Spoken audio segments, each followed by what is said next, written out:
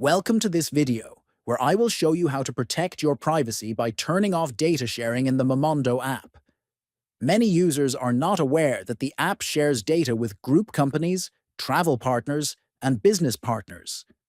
By following this guide, you can quickly disable these settings and maintain better control over your personal information. First, open the Momondo app on your phone.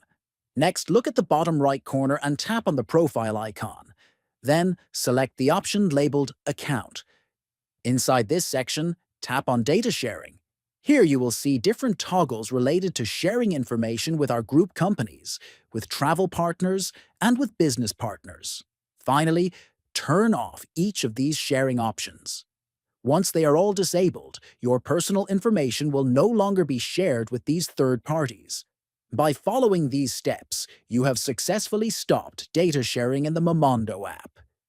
This simple adjustment can give you more confidence that your privacy is protected while using the service.